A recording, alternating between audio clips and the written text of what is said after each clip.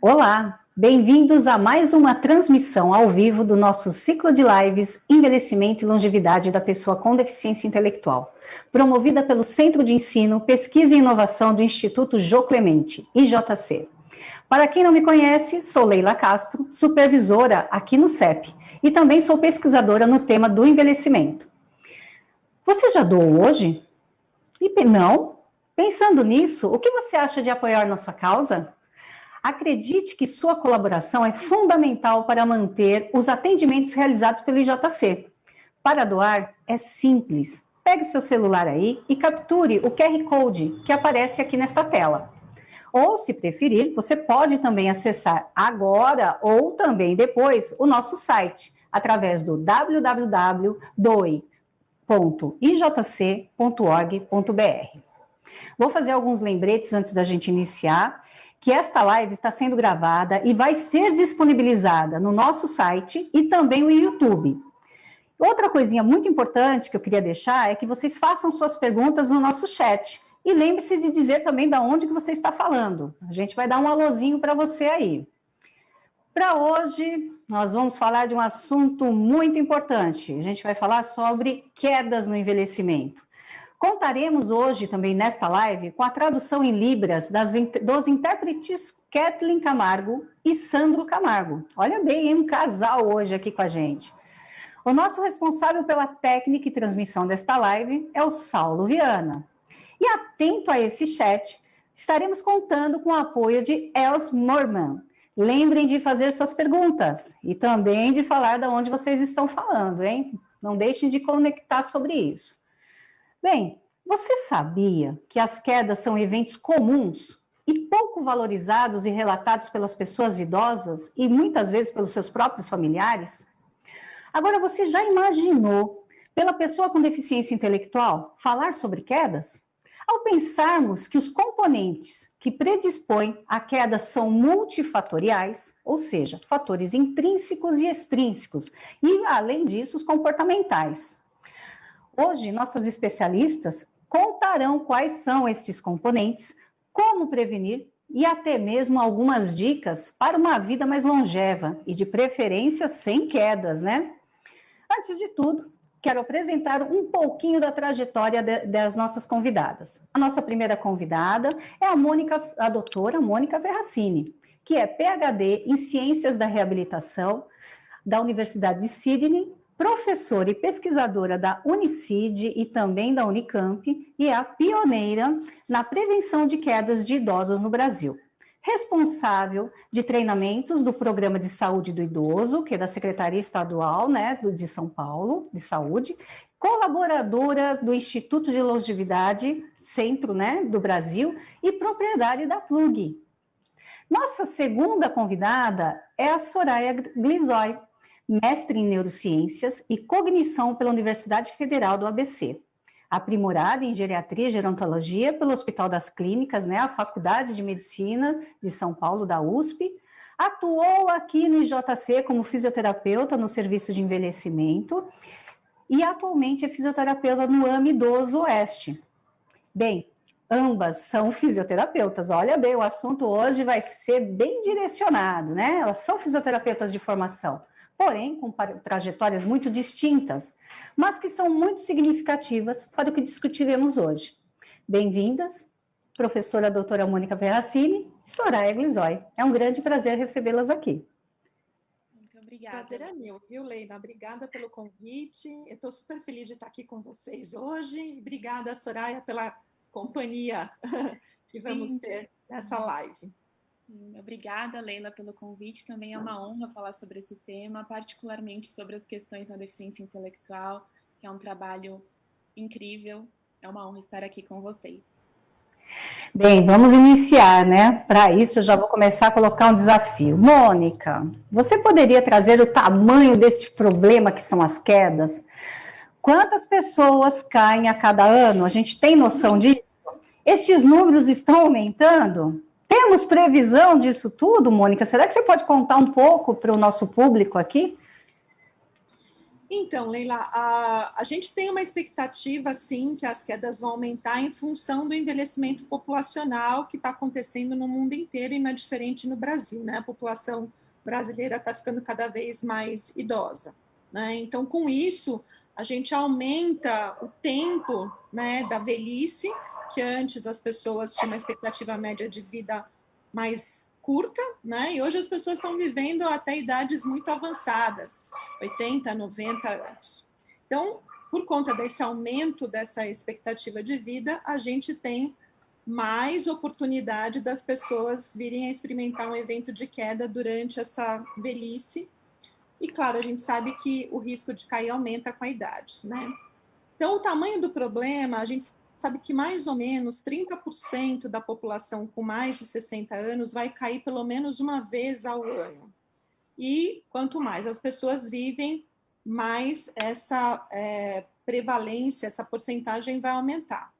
Em relação à deficiência intelectual, a gente sabe que as pessoas com deficiência intelectual também caem bastante, né? Então, a gente tem alguns estudos já mostrando, embora ainda seja um assunto que está muito no início ainda, a gente tem alguns estudos bem fortes, né, que apontam que as pessoas com deficiência intelectual caem 2 vezes mais do que as pessoas idosas da mesma faixa etária, né? Então, mais ou menos, os estudos têm mostrado aí que até 45%, alguns estudos mostrando até 56% das pessoas com deficiência intelectual caem pelo menos uma vez ao ano. Então, a gente tem aí um cenário, né, onde também a gente sabe que a expectativa de vida das pessoas com deficiência intelectual tem aumentado, então a gente também vai ter, provavelmente, né, nessa população, um aumento também das quedas com esse envelhecimento crescente, né?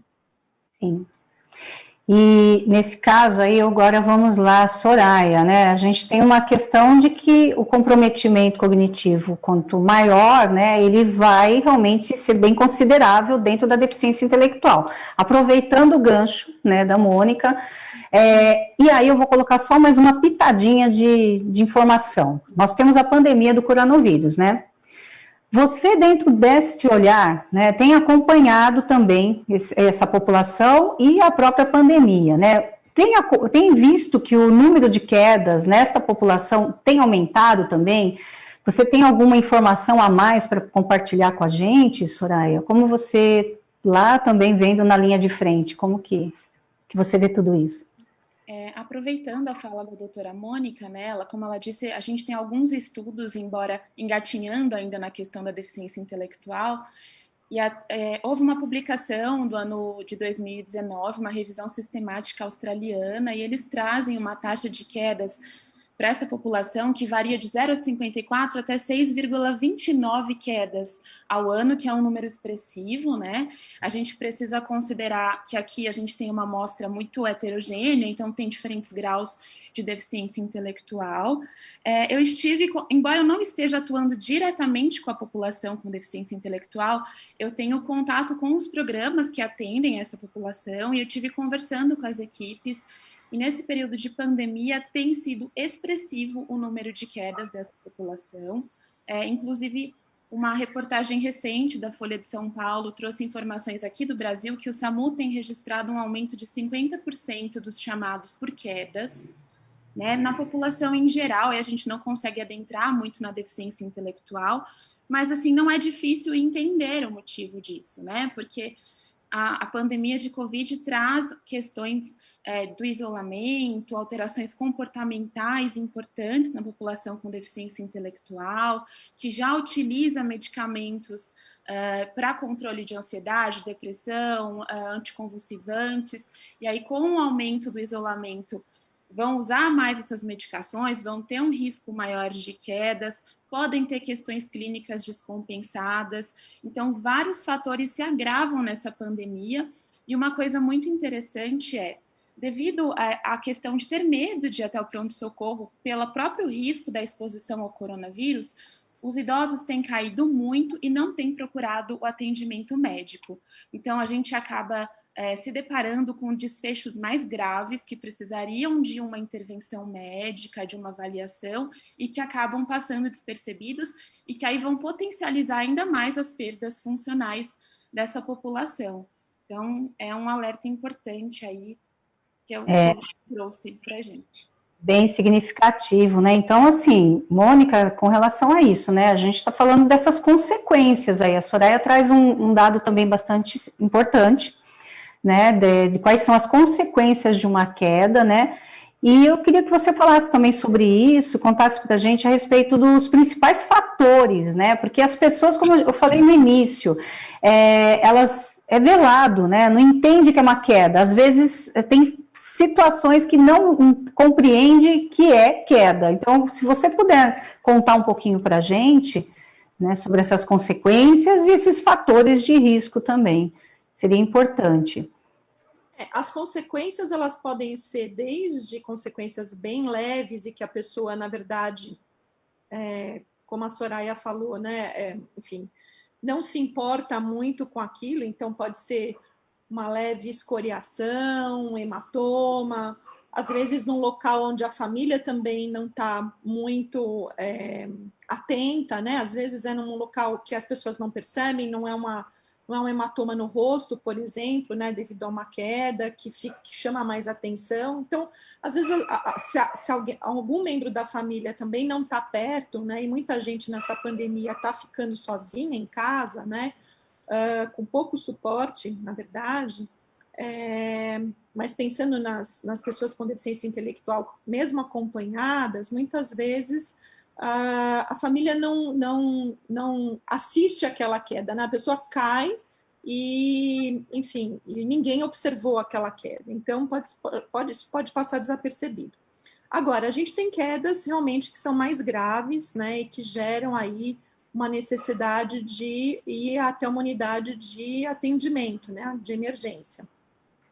Normalmente, quando isso acontece, são por traumas, né, cranianos ou por fraturas mesmo, né, das mais diversas. A gente sabe que a gente tem as fraturas de membro superior, de punho, que é a mais comum, mas a gente também tem fratura de costela, a gente tem fratura de membro inferior, né, a fratura de quadril, que é uma das mais temidas, né, então a gente tem consequências graves, mas eu queria chamar a atenção de que as consequências, vamos dizer assim, aquelas que são bem subliminares, elas acabam se acumulando ao longo do tempo, né? Que consequências são essas? São as consequências relacionadas à insegurança, né, ao medo de cair novamente, e isso não precisa ser um medo muito grande, né? Pode ser, na verdade, simplesmente uma falta de confiança para fazer algumas atividades, e a pessoa vai diminuindo aquelas atividades lentamente, né? De forma que quando você vai ver isso ao longo de um período de tempo mais extenso, a pessoa acaba restringindo muito os lugares onde ela vai, os espaços que ela ocupa, as atividades que ela faz no dia a dia. Isso vai tendo consequências cada vez mais ruins para o sistema do nosso corpo de uma forma geral, não só o sistema muscular, mas todos os sistemas que atuam nos nossos movimentos do dia a dia, né? Então, eu acho que essas são as consequências, vamos dizer assim, mais que podem passar desapercebidas, né? A pessoa fica se recusando a fazer algumas coisas, já não faz mais, já pede ajuda para fazer algumas coisas em função, né, desse medo e dessa insegurança. Agora, os fatores de risco, eles são inúmeros, né, Leila? A gente tem uma lista enorme de fatores de risco, mas eu poderia dizer para você que os fatores de risco que são mais impactantes, lógico que a gente tem várias doenças podem aumentar o risco de uma queda, mas, sem dúvida nenhuma, o declínio cognitivo é um dos principais fatores de risco, porque ele atua em duas questões importantes, né? A pessoa pode ter dificuldade de julgar aquilo que ela é capaz de fazer, né, e se arriscar mais em função disso, mas a gente tem um impacto muito grande do declínio cognitivo sobre a marcha, né, sobre o caminhar das pessoas. e isso, enfim, gera uma série de problemas em lidar com ambientes onde você precisa ultrapassar obstáculos, ou você tem desníveis de terreno, né? Então, a falta de atenção, né, e a falta de algumas funções de planejamento e de execução, de correção daquele movimento, ficam comprometidas nessas pessoas com declínio cognitivo. Mas a gente tem outros fatores, como dor crônica, por exemplo. A dor crônica persistente é um fator de risco importante, a obesidade, né, a perda de massa muscular e de força muscular, alterações neurológicas variadas, né, e problemas cardiovasculares que acabam impactando, por exemplo, a fibrilação atrial, a hipotensão postural, né? E como a Soraya já falou, a gente tem essa questão medicamentosa. Quanto mais medicamentos as pessoas tomam, mais potencializa a interação entre esses vários medicamentos, e muitas vezes uma queda pode acontecer em função de efeitos adversos de medicação, ou das pessoas estarem tomando essa medicação de forma errada, né? E o que a Soraya falou é bem importante. Durante essa pandemia, as pessoas estão muito assustadas, né, de recorrer a serviços médicos e, portanto, estão muito mais desassistidas, né? E isso gera realmente consequências muito importantes. E um outro fator de risco que eu acho que nessa pandemia a gente não vai observar de imediato, mas ao longo do tempo, é a questão do comportamento sedentário. As pessoas estão ficando mais em casa, né, portanto, estão saindo menos, estão caminhando menos, estão ficando, fazendo atividades na posição sentada ou deitada por muitas horas do dia. A gente sabe que a população idosa já fica muito tempo sentada, e tem estudos mostrando que entre 8 a 10 horas do dia as pessoas idosas ficam sentadas. Estão lendo, fazendo alguma atividade manual, mexendo no celular, no computador, né, vendo televisão. Então, e nesse período de pandemia, dado que as pessoas não estão podendo sair de casa, muita gente também está ficando mais tempo sentada. Então, a gente sabe que isso vai impactar ao longo do tempo, cada vez, né, que as pessoas, se esse tempo se prolongar muito, a gente não sabe ainda quanto tempo a gente vai ter, né, pela frente, certamente isso vai fazer diferença lá, mais adiante. Então, assim, realmente a ideia é que a pessoa busque uma atividade física, mesmo que esteja em isolamento, né, esteja confinado, né, na verdade, né, mesmo sabendo que a gente tem esses cuidados de sair, que é bom evitar mesmo, né, a gente não pode esquecer, né, o coronavírus está aí, então a gente não está ainda despreocupado com relação a esse vírus, né, então, mas a atividade física, ela pode cada vez mais ainda ser estimulada no ambiente domiciliar ou ao redor dele, né, com todos os cuidados, por conta até desses impactos futuros aí, que a gente está já prevendo, né, doutora Mônica? Então, a sua fala deixa bem claro isso. O que a Soraya fala da questão também medicamentosa, né? Então, assim, e também o que dá para entender, né? De que mesmo que aquele idoso, ou vamos falar também da pessoa com deficiência, ela já vinha no acompanhamento clínico, né? Ou reabilitação, uma intervenção, enfim, ela não deixe de fazer, independente de qualquer coisa, mas com os cuidados recomendados pelos órgãos de saúde, né? Bem, Soraya, nosso caidor com deficiência, quem é essa pessoa, esse perfil desta pessoa com deficiência intelectual já adulta e idosa, né? E assim, quem é esse caidor? Queria que você falasse um pouco, e também sobre as etiologias dentro da deficiência, elas são vastas, né? Tem alguma diferença no período em que você estudou sobre isso, atendeu diretamente, você sentia também diferença na incidência desse risco de quedas, deste grupo que é tão diverso? Você encontrou isso também em algum momento? Na verdade, assim, o que a gente tem que pensar é pelo que a doutora Mônica falou, a gente tem alguns fatores de risco que são bem importantes, a questão cognitiva, e aí a gente precisa pensar que na deficiência intelectual a gente tem diferentes graus, então desde um comprometimento leve até um mais grave, então isso vai afetar, né, o risco de cair ou não, mas a gente tem um perfil, sim, na deficiência intelectual. Alguns estudos internacionais mostram que o risco de cair é maior em mulheres que já sofreram alguma queda anterior, com uma idade mais avançada, com polifarmácia. Então, esses seriam fatores de risco fortemente relacionados à probabilidade de cair. Além disso, eles têm um perfil que eles traçam dessas pessoas com deficiência intelectual. Então, normalmente, elas têm questões osteoarticulares graves, então, osteoartrose associada. É muito comum a queda nas pessoas com encefalopatia crônica não evolutiva.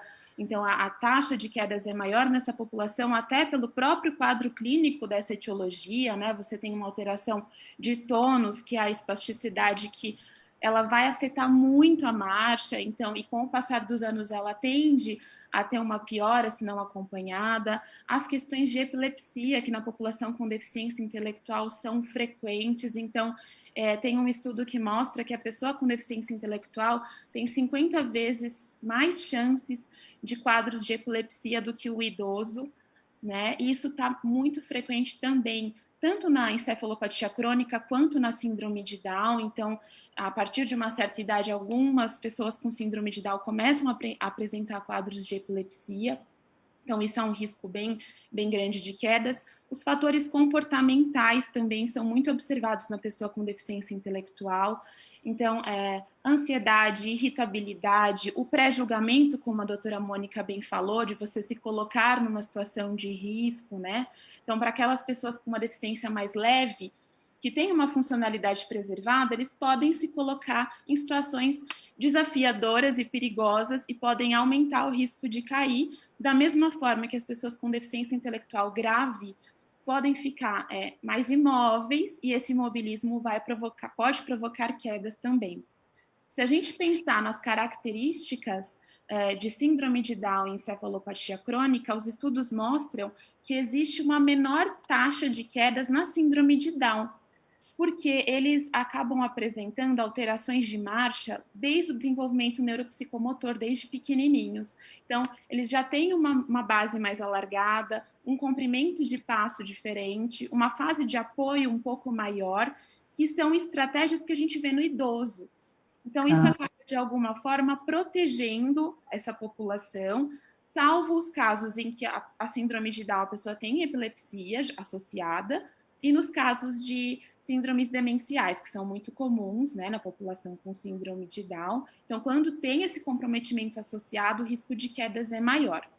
Na minha experiência, quem caía mais eram as pessoas com paralisia cerebral, caíam muito, muito. Pela epilepsia, pela marcha, pela espasticidade em excesso. Então, normalmente tinha uma base de suporte diminuída, e caíam muito, eram mais ativos e caíam muito em ambiente externo, muito na rua. Caíam em casa, mas caíam muito no trajeto para os locais onde eles acessavam. E, no caso, você... Posso falar uma coisa para a Soraya ou Leila? Claro, imagina, a gente está batendo papo aqui, não é? Não pensa que sou eu, não. Então, tá bom. Não, Soraya, eu estava lembrando aqui, porque eu tenho uma sobrinha com síndrome de Down, né? Uhum. E ela já está com 24 anos, eu acho, agora.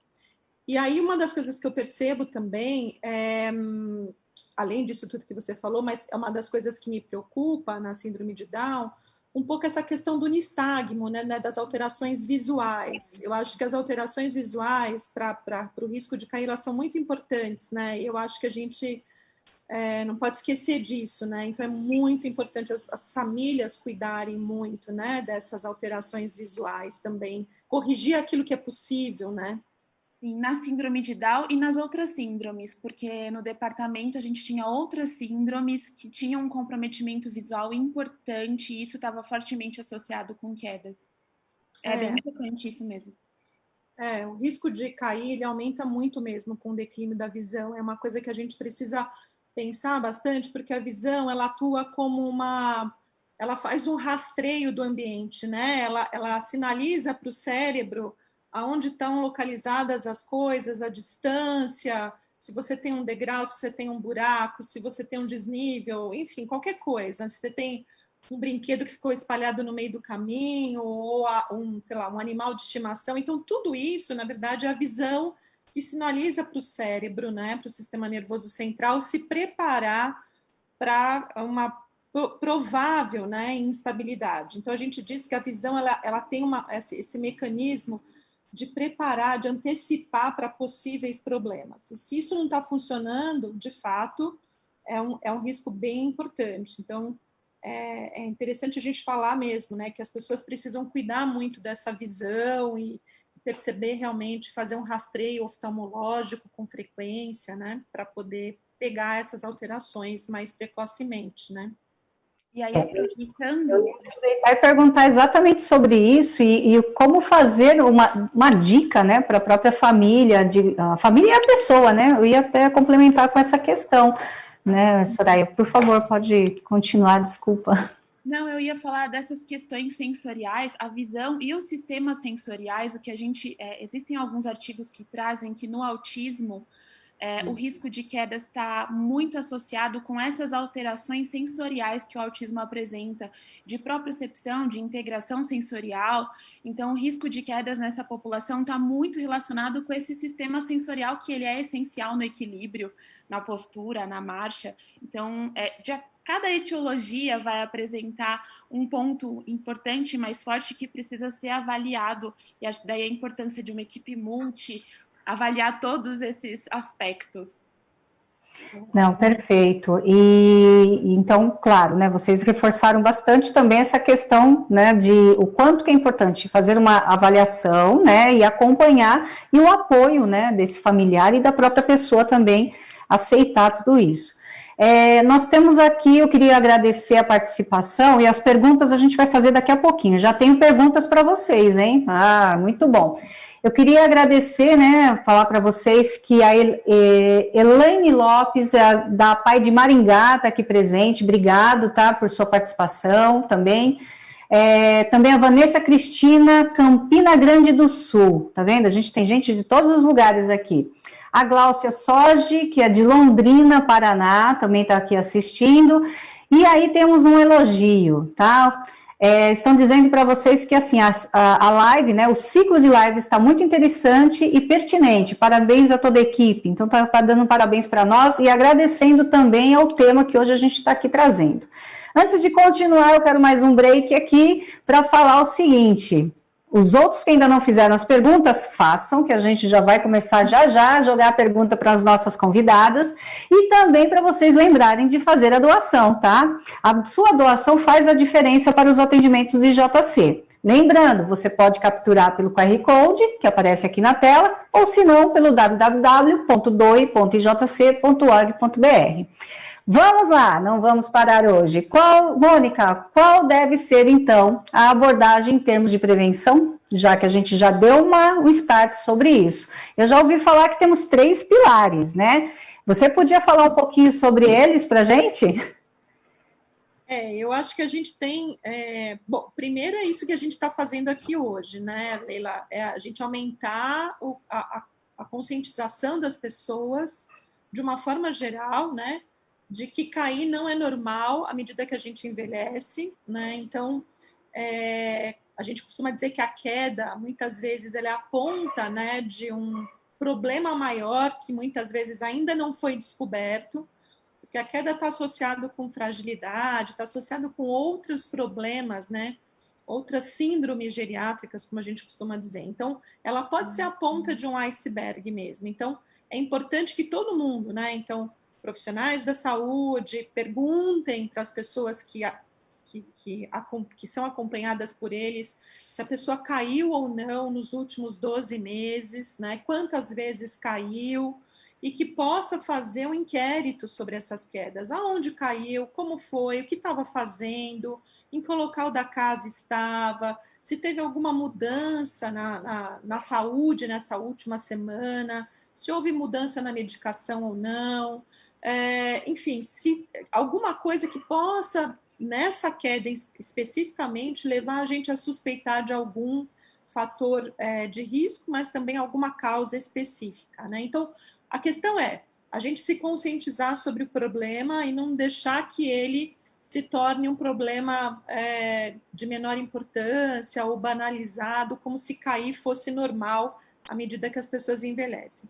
O segundo pilar é a avaliação. Então, isso que a Soraya já falou, a gente precisa fazer uma avaliação bem abrangente, né, da saúde dessa pessoa idosa e tentar identificar todos os fatores de risco que podem levar a pessoa a cair. E aí a gente faz um checklist desses fatores de risco, né, e determina todos aqueles fatores que podem ser modificados. A gente chama de fatores de risco modificáveis. Bom, ser mulher e ser homem não é um fator de risco modificável, a própria idade não é. Muitas vezes a doença de base ela é uma doença que também não pode ser modificada, muitas vezes ela é degenerativa, às vezes progressiva, então não há o que fazer com isso. Mas a gente tem vários fatores de risco que são potencialmente modificáveis, né? Como questões comportamentais, né? Questões do ambiente e algumas questões da própria saúde física da pessoa, né? Então a gente precisa fazer esse rastreio e aí intervir nestes fatores de risco. E aí são inúmeros fatores de risco modificáveis, eu acho que a gente ainda depois pode conversar um pouquinho melhor sobre isso, vou deixar a Soraya falar um pouquinho da experiência dela também. Porque a gente tem essa questão mesmo, né, dessa educação com a pessoa, né, com deficiência intelectual também. Soraya, vamos lá, complementa para a gente. Sim, eu acho que o primeiro passo e de extrema importância é trazer a pessoa com deficiência intelectual para compreender por que eu estou caindo. O que é uma queda, primeiro? Porque, assim, a compreensão de queda da população em geral é que ele tem que ir para o solo e ralar o joelho, bater a cabeça. E, na verdade, a queda é qualquer deslocamento não intencional para um nível inferior do seu corpo. Então, quando você tenta levantar da poltrona e não consegue, volta a sentar na poltrona, isso a gente já computa, já conta como uma queda. Então, assim, no meu tempo de trabalho na PAI de São Paulo, a gente tinha grupos de educação para prevenção de quedas. Então, primeiro a gente definia quedas com a população com deficiência intelectual para que eles entendessem e identificassem que aquilo era uma queda. Depois a gente trabalhava com essas questões dos fatores. O que está em mim eu não posso mudar, que é a minha doença de base, mas o que eu posso mudar com relação ao ambiente onde eu estou, ao calçado que eu utilizo, aos espaços que eu ocupo. Então, a gente fazia muito a identificação dos fatores de risco no espaço onde ele estava inserido, na rua, no trajeto que ele precisava fazer para chegar até um equipamento de saúde. Então, eles iam identificando, iam apontando, aqui tem mais perigo de cair porque tem uma rampa, aqui tem a guia da calçada. A educação no trânsito, que é muito importante. Então, quanto tempo eu tenho para atravessar aqui? Porque grande parte de acidentes acontece na rua, né? E a gente tem uma grande quantidade de quedas no trânsito, atravessando uma rua. Então, a gente trabalhava essas questões com eles. Então, isso acho que é o primeiro passo, identificar os fatores de risco, identificar minhas condições e os meus limites e capacidades. Porque quando eu entendo até onde eu posso chegar, eu não me coloco em situações de risco, em situações desafiadoras. Então, a gente trabalhava com eles, o que eu estou fazendo em casa que é arriscado, ou o que eu estou fazendo no ônibus. Então, ficar em pé no ônibus, será que é legal? Será que eu consigo? Eu não tenho que sentar no assento? Então, a gente trabalhava essas questões de consciência para tentar prevenir quedas. Trabalhava com um registro de quedas com eles, então um diário de quedas que eles conseguissem administrar e cuidar. Então, com o tempo, eles iam trazendo e falando, eu caí, fulano caiu. Eles iam apontando entre si as quedas e registrando e vendo que isso era importante, explicar por que essa queda aconteceu. E a gente trabalhava, eu acho que no momento de pandemia, né, e pensando nas ações que a gente pode fazer à distância, esse é um bom momento para a gente ajustar questões ambientais. Então, você está na sua casa, o profissional de saúde pode fazer um teleatendimento, né? A gente tem essa liberação de teleconsulta, de teleatendimento, e a gente pode aproveitar o espaço dele para identificar junto com ele possíveis fatores de queda, para modificar esses fatores, se possível, para inserir práticas em domicílio. Então, tem estudos internacionais antes do Covid que já trabalhavam com teleatendimento, com exercícios em domicílio, 2 a 3 vezes por semana, e aí o próprio terapeuta fazia um monitoramento via telefone, ou a gente tem a possibilidade de atendimento na hora, teleatendimento. Então, você combina um horário com o paciente, você faz o exercício, ele faz na casa dele, mas para isso a gente precisa da família, do suporte familiar, de supervisão, de apoio. Então, nesse momento de pandemia, a gente tem muitas estratégias, embora pareça difícil, existem possibilidades para prevenção. Eu queria complementar um negocinho, Leila, que eu acho que é importante, já que a Soraya falou da família. Eu acho que a família ela pode ter, enfim, 2 vias, né? Eu acho que tem aquela família que pode ser muito super protetora e muito zelosa, né? E que acaba restringindo muito, às vezes, as atividades que essa pessoa pode fazer.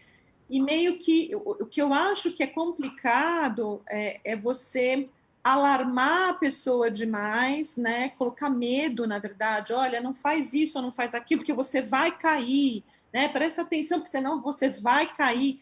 É um alerta, mas isso vai também minando um pouco o que a gente chama de autoeficácia, né? Que é aquela percepção que eu tenho da minha própria capacidade. Se alguém vive para mim falando você não é capaz, você não é capaz, você não é capaz, você vai acreditando nisso e uma hora você diminui a sua capacidade de fato, objetivamente falando, em função dessa mensagem negativa o tempo inteiro. Então, eu sei que é muito difícil para a família, porque muitas vezes esta via de ação é uma via muitas vezes poderosa, né?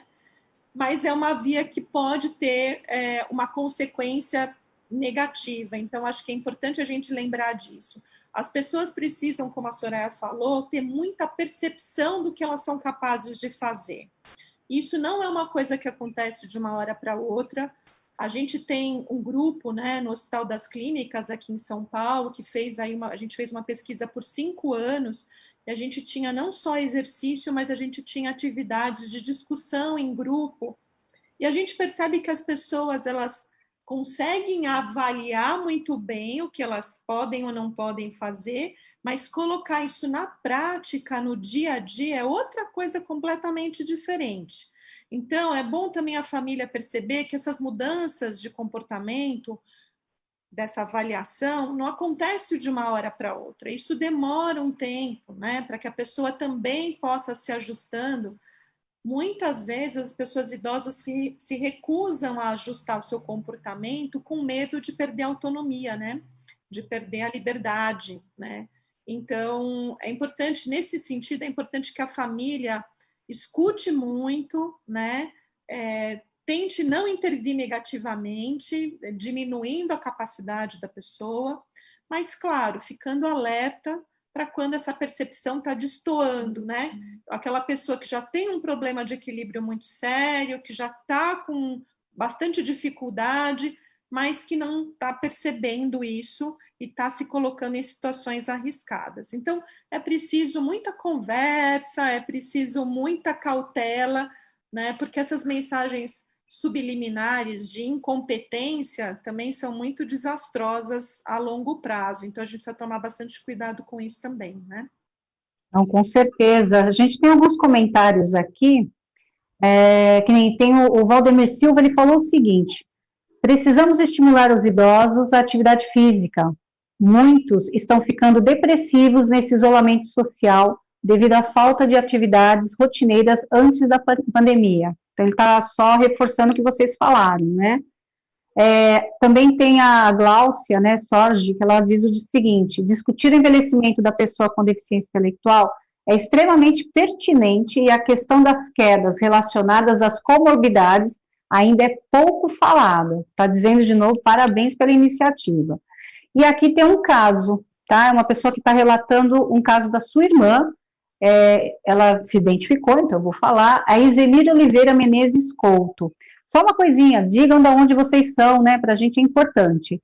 Ela diz o seguinte, a minha irmã tem, da forma como ela está colocando, mal de Parkinson e cai muito devido à tremedeira. Não tem firmeza nas pernas. O que ela pode fazer? Já chegou como pergunta, ela fala e está jogando. O que vocês acham disso?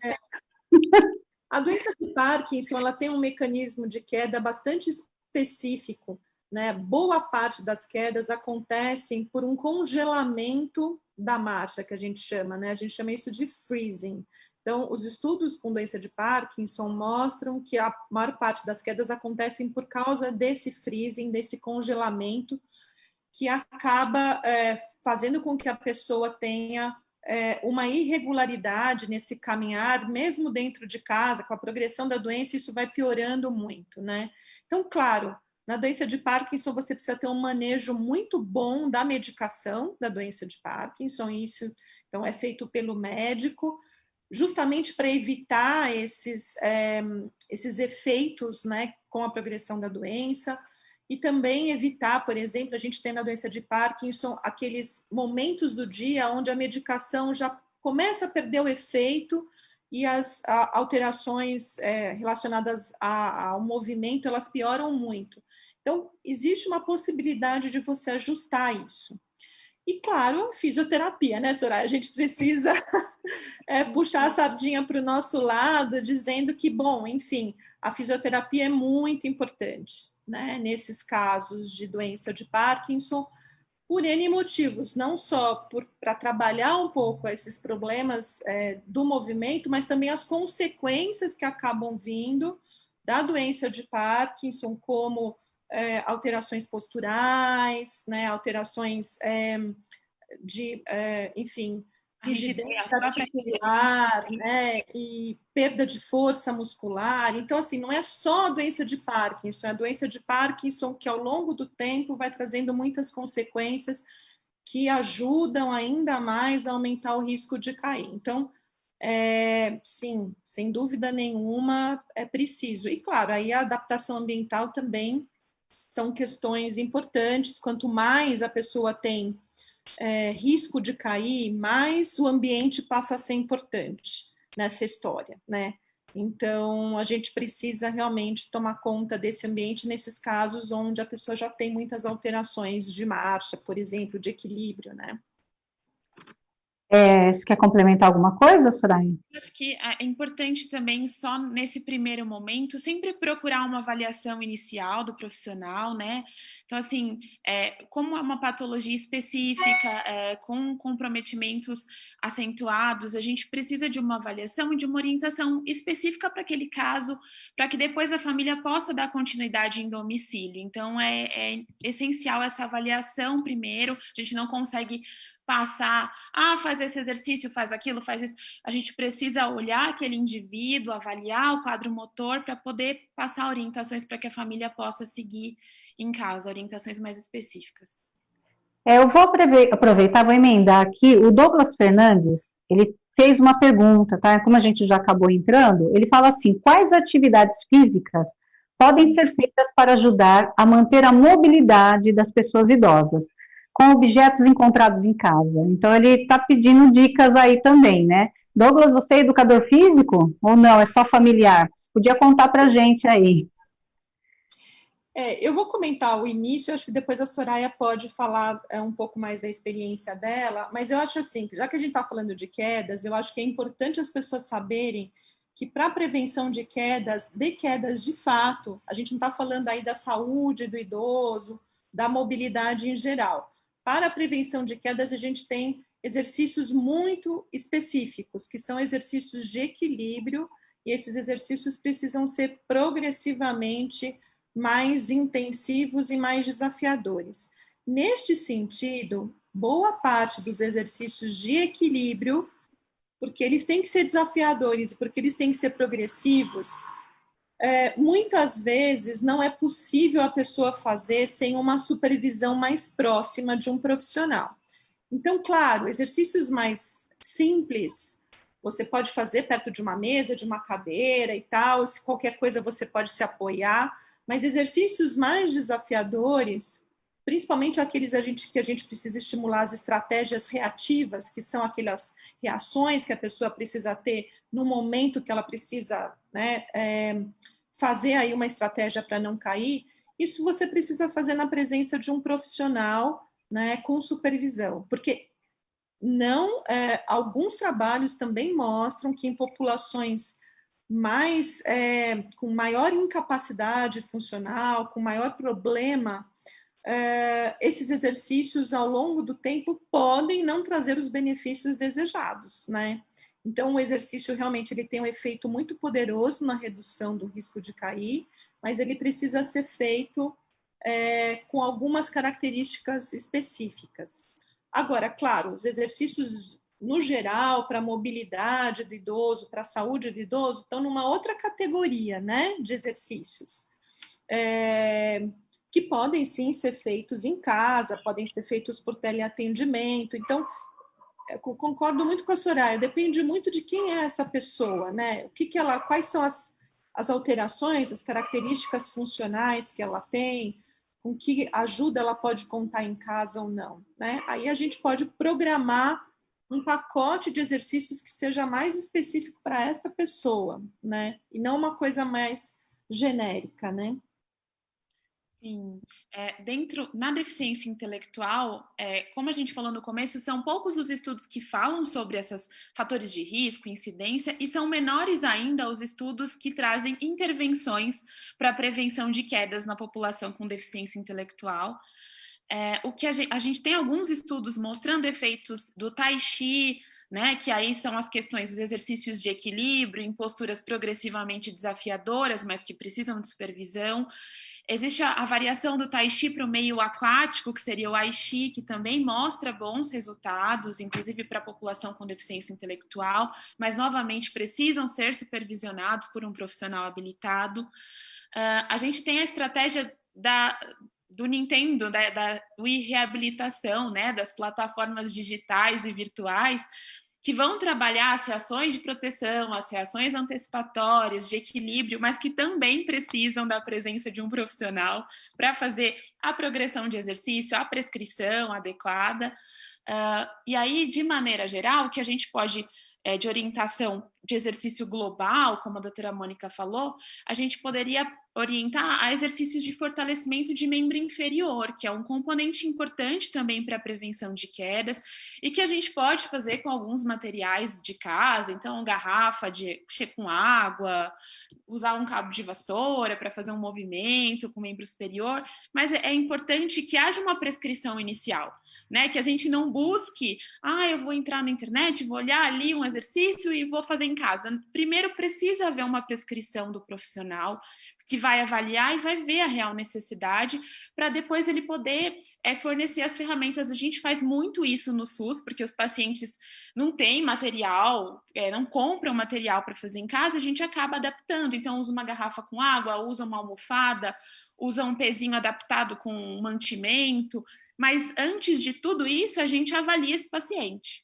Então, não dá novamente para a gente fazer uma receita de bolo e prescrever uma série de exercícios aqui sem conhecer a pessoa que a gente vai prescrever. É bem complicado, né? Realmente, a importância de um profissional habilitado é fundamental, né? Como você mesmo disse, no sentido de os iniciais é importante, mas se você tiver o acompanhamento, a situação muda bastante, né? E, Mônica, a gente está falando um pouco de saúde pública sobre tudo isso, né? O que há para ser feito ainda, né? Essa questão desse papel dessas organizações sociais e até mesmo da saúde no aspecto da prevenção, né? Como que você tem visto isso, né? A gente começar a falar um pouquinho sobre esse outro aspecto aqui. Eu acho que a prevenção de quedas, ela é deveria ser uma política pública, né, nos vários níveis de atenção. A Organização Mundial de Saúde traz a prevenção de quedas como uma das questões mais importantes para o envelhecimento saudável e ativo. eu acho que tendo em vista as consequências que a gente já comentou, então é importante realmente que a gente tenha programas de conscientização, né, então de promoção da saúde do idoso, relacionadas à prevenção de quedas. Então a gente tem já há algum tempo, em São Paulo principalmente, eu sei que em outros lugares do Brasil isso também acontece, mas a gente começou essa campanha, né, lá em 2007, mais ou menos, que era a campanha Cair de Maduro é só para fruta, né, chamando atenção para essa questão de que cair não é normal na velhice. E aí, todo ano, a gente tem feito essa campanha numa época específica, né, junto com a Secretaria Estadual de Saúde, o SESC tem participado, né, de forma bastante frequente nos últimos anos também, fazendo vídeos, né, de campanhas, cada ano a campanha tem um mote diferente, né, e o SESC produz vídeos, né, para esclarecer a população.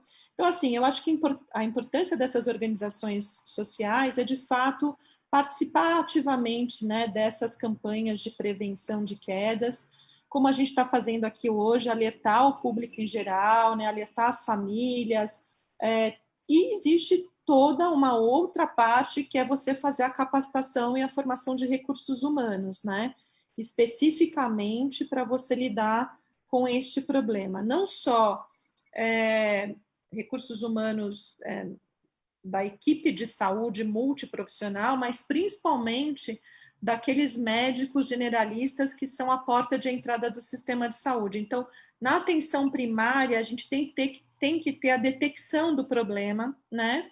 A avaliação primeiro de um rastreio mais geral e o encaminhamento dessas pessoas se os casos forem mais complexos, né? Porque, claro, quanto maior a complexidade do problema, maior a demanda de especialização dos profissionais que vão ter que fazer parte dessa equipe e parte dessa intervenção. Então, a gente precisa ter uma cadeia de sequência, né, para que as pessoas possam passar pela avaliação, pela detecção e pela intervenção, que são as 3 principais fases. Então, isso precisaria estar muito claro no nosso sistema de saúde, como é que isso vai acontecer. E assim, acho que na Secretaria Municipal de Saúde a gente já tem, né, alguma coisa nesse sentido, ela não está completamente implementada de forma capilar em todo o sistema. O Brasil tem, né, essa força, né, que é o SUS, e a gente deveria aproveitar isso muito bem, né, porque o SUS tem uma capilaridade, tem níveis de atenção já estabelecidos, a gente precisa fortalecer isso e capacitar as equipes de saúde. Mas, para isso, a gente precisa ter alguém, né, Leila, enfim, instituições que determinam um pouco as políticas públicas para que isso seja realmente algo que seja chamada a atenção, né, e efetivamente a gente tenha todos os passos funcionando. Acho que a minha percepção hoje é que, embora a gente detecte até algumas pessoas que caem, infelizmente a gente não tem as ações posteriores, né? Que seria realmente a gente ter as ações de intervenção mais equacionadas na rede. Então, acho que isso ainda precisa ser bem fortalecido, né? Mas eu acho que precisa, inclusive, a nível ministerial, né? A gente precisaria ter no Ministério da Saúde um programa mesmo nacional, né, de prevenção de quedas na população idosa, e a gente não tem. Então, eu acho que isso é uma questão ainda a ser equacionada, né? Eu acho que assim, isso daí até pode complementar um pouquinho, né? Porque como ela também está lá na linha de frente, você recebe provavelmente a pessoa com deficiência intelectual lá também. Se a gente está falando da pessoa idosa, que a gente ainda tem que andar muito, e nessa população que agora está ganhando, né, o cenário também do envelhecimento, desta longevidade.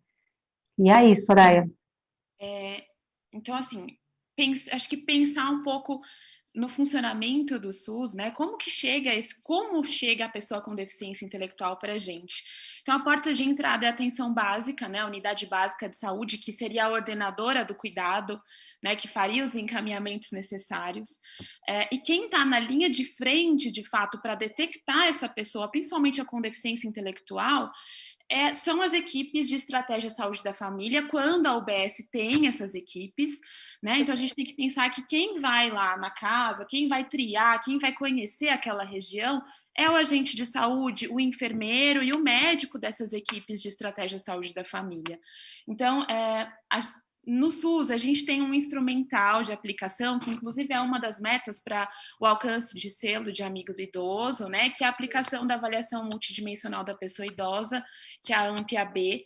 Então, é uma das metas da atenção básica aplicar essa escala em 100% da população idosa. Então, aplicando essa escala, ela já traz para a gente informações, inclusive sobre o risco de quedas, e ela classifica esse idoso em frágil, pré-frágil e saudável, e com essa classificação, teoricamente, deveria ser feito o encaminhamento para os próximos serviços.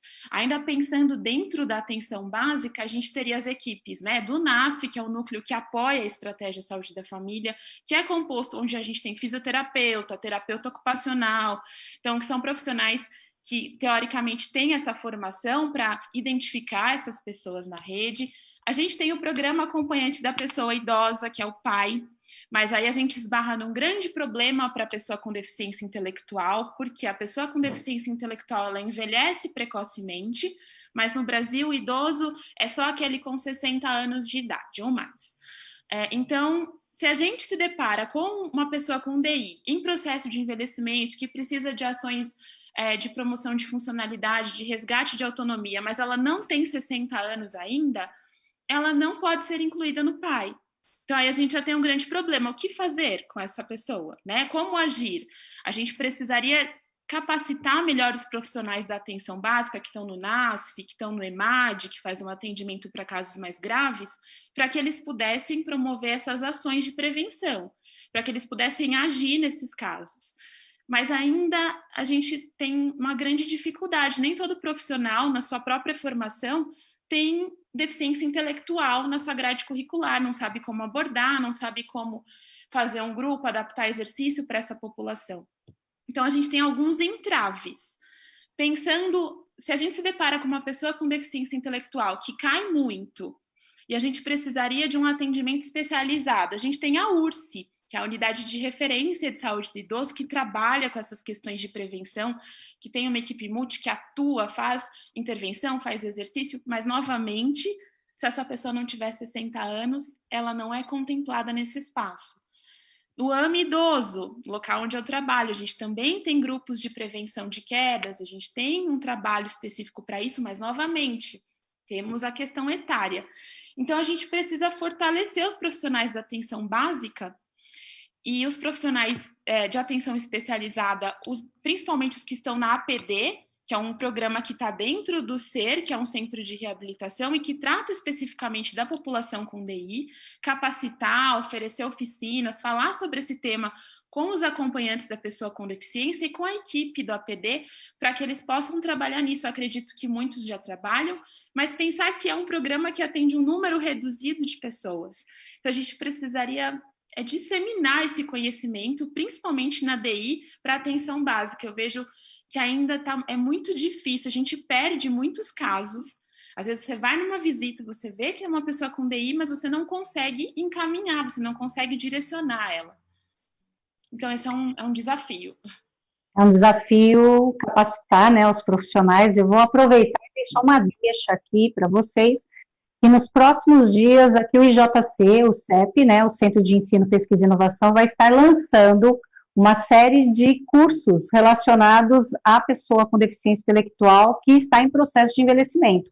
Ele vai ser um curso em formato EAD, né, de fácil acesso, né, para a população de modo geral. Então, se você tiver interesse, a gente vai estar difundindo esse conhecimento também.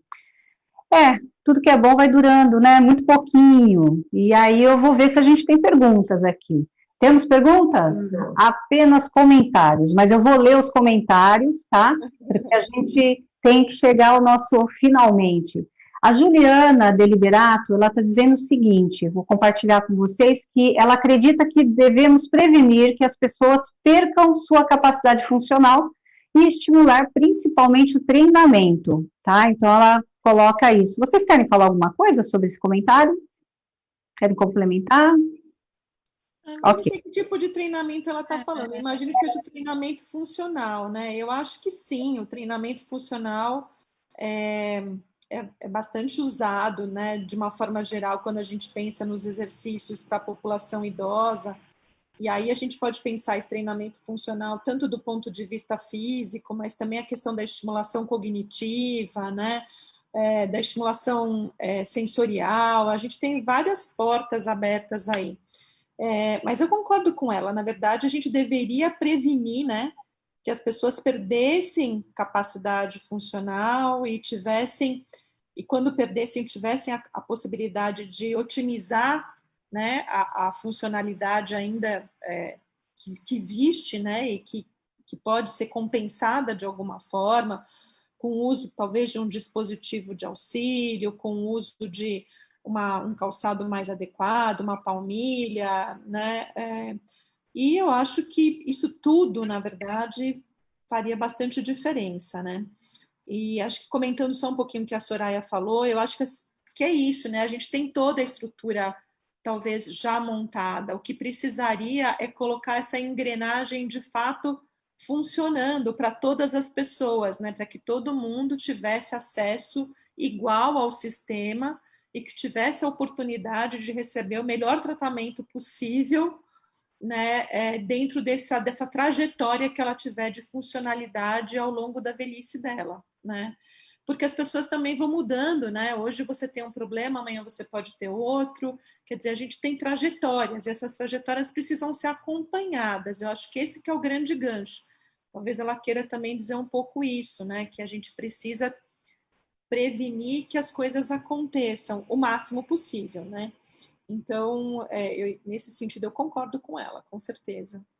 Aproveitando, existe agora recentemente nas unidades básicas de saúde um projeto de implantação de uma sala chamada Nossos Idosos. Então, toda UBS precisa ter um espaço de acolhimento para a população idosa.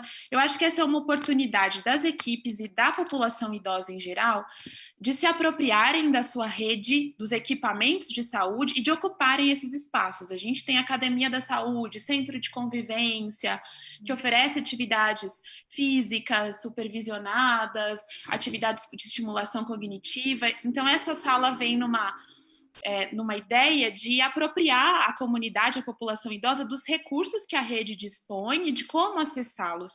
Então, acho que isso cabe muito para a pessoa com deficiência intelectual, porque a gente percebe que elas estão ocupando ainda muito pouco esses espaços, então elas precisam chegar até lá, elas precisam conhecer o que existe na sua comunidade e participar com o apoio da família, estar ali, ocupar, participar, porque aí você tem a prevenção, de fato, né? Você trabalha com a funcionalidade existente ainda nessa pessoa e no resgate de habilidades que ela perdeu.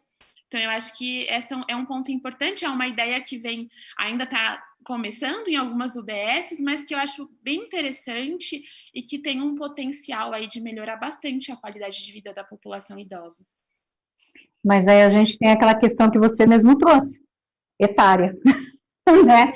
Aí, para a pessoa com deficiência, ele ainda não pode se beneficiar de um programa fantástico, né, que as UBSs estão oferecendo para a população idosa, mas a população com deficiência intelectual, ela, abaixo dessa questão cronológica, só vai poder usufruir quando fizer 60 a mais, né? Então, a importância da questão das nossas políticas públicas também aí estarem mais à frente, né, andarem um pouquinho mais.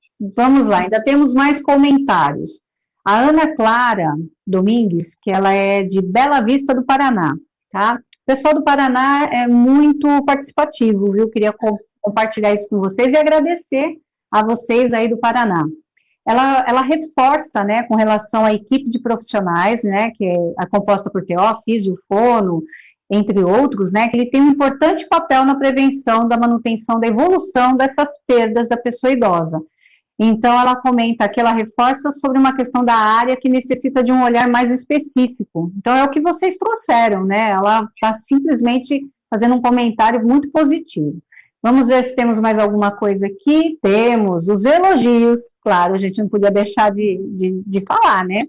A Silvia Helena Uchoa não disse de onde é, ela está em segredo. Ela quis agradecer muito as explicações, vocês estão de parabéns.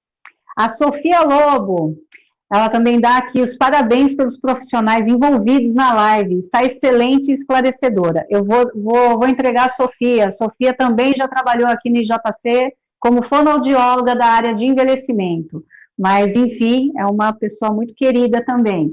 Temos também a Mirela Ribeiro dos Santos, está dando parabéns para vocês duas, agradecendo muito pelas explicações e tudo que vocês passaram para nós aqui.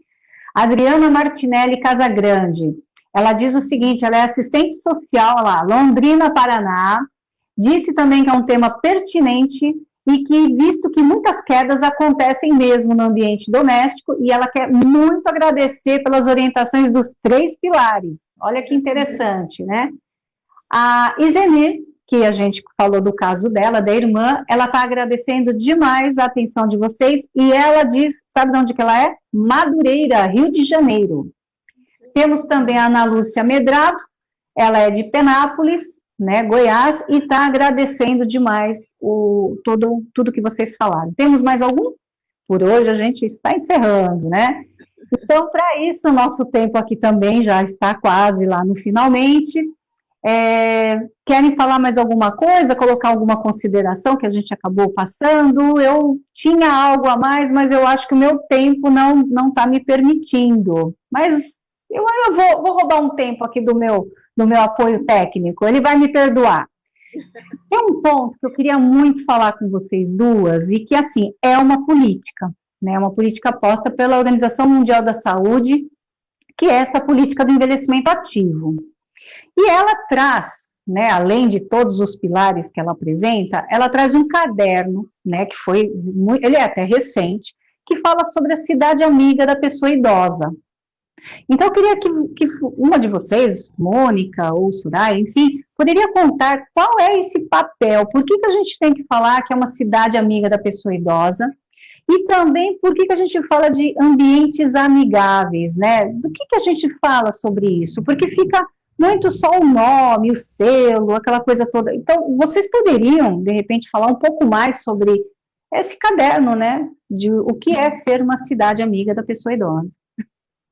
Acho que antes de comentar qualquer coisa, é importante a gente entender um pouquinho o que significa isso, né, Leila? Porque, assim, todos nós temos as nossas capacidades intrínsecas relacionadas, né, ao nosso organismo, então, a visão, a audição, o equilíbrio, a força e tal.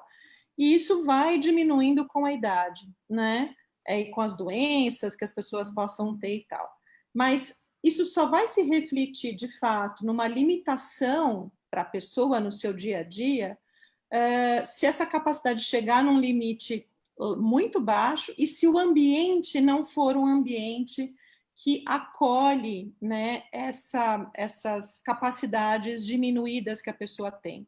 Então, é importante a gente lembrar que nós, seres humanos, a gente está inserido sempre dentro de um contexto ambiental, quer seja dentro da nossa casa, quer seja no ambiente público.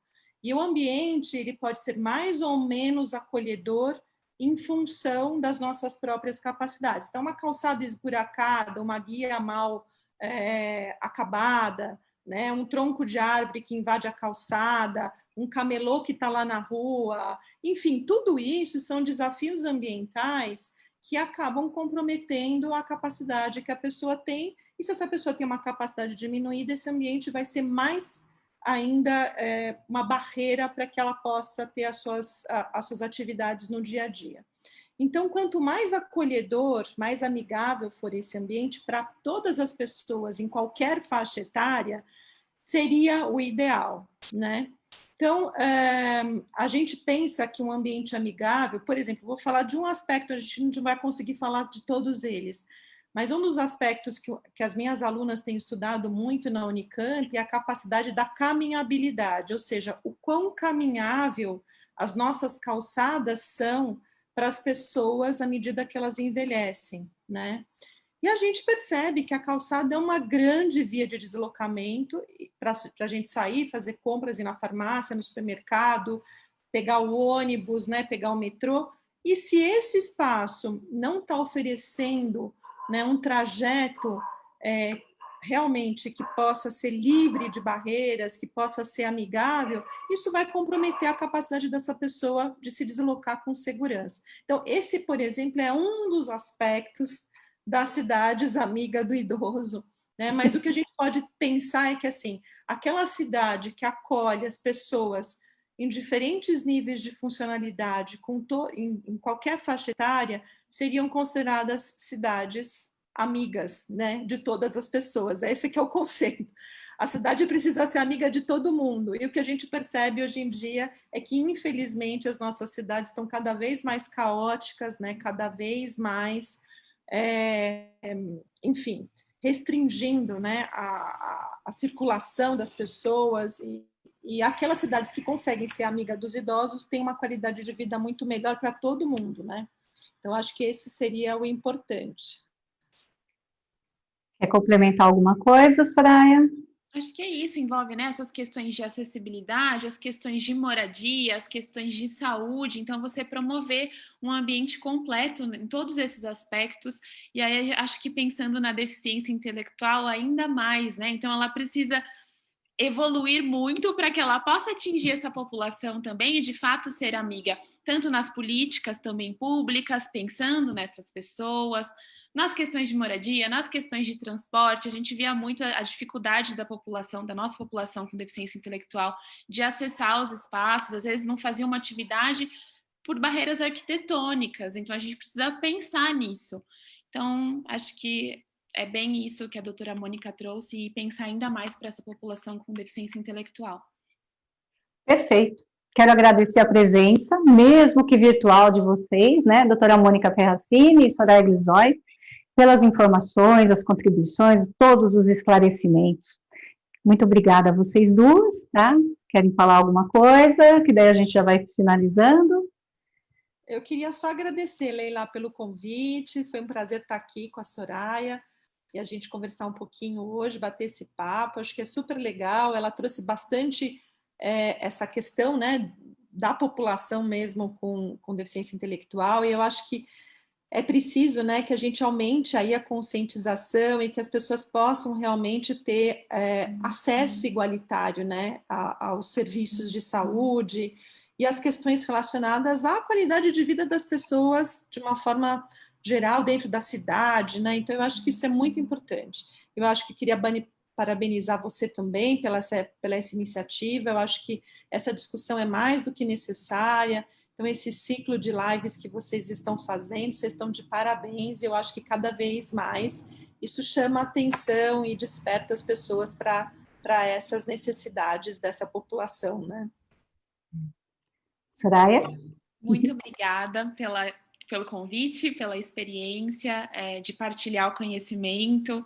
Para mim é uma grande honra, por todo o trabalho desenvolvido no período que eu estive com vocês, pelo que eu tenho visto dentro do SUS, da atenção básica especializada. Eu acho que são essas ações que vão abrindo novos horizontes, vão sinalizando às pessoas da importância, né, de se olhar para esse público, olhar esse tema e valorizar os profissionais que também estão envolvidos nisso. Eu agradeço a doutora Mônica pelos conhecimentos compartilhados e agradeço a todos que assistiram a live, os elogios, as perguntas. Muito obrigada. Pois é, na próxima terça-feira, dia 22, traremos o tema Maneiras de Morar. Então, pode ter certeza que tudo que a gente conversou hoje aqui, a gente vai conversar um pouquinho mais na próxima semana. Agradeço a vocês duas novamente, né, pelo trabalho que vocês trouxeram aqui para essa noite, nessa discussão toda, ao público que está aí com a gente, né, nos acompanhando toda semana. Estamos aqui trazendo temas diferentes, mas é realmente para você que está aí, para que você também contribua com as suas perguntas. Não deixem de fazer essas perguntas. Aproveito para agradecer o apoio do professor Juliano Ferreira, que gentilmente nos concede os intérpretes de Libras, a Els Merman, que esteve agorinha aqui conosco, acompanhando o nosso chat, e a Saulo Viana, que é o responsável por mais esta transmissão. Também não vou deixar de agradecer, é claro, né, ao Centro de Ensino, Pesquisa e Inovação do IJC pela oportunidade em promover este ciclo de lives. Obrigado por estarem conosco e nos encontraremos na próxima terça-feira, neste mesmo horário e neste mesmo local. Obrigada.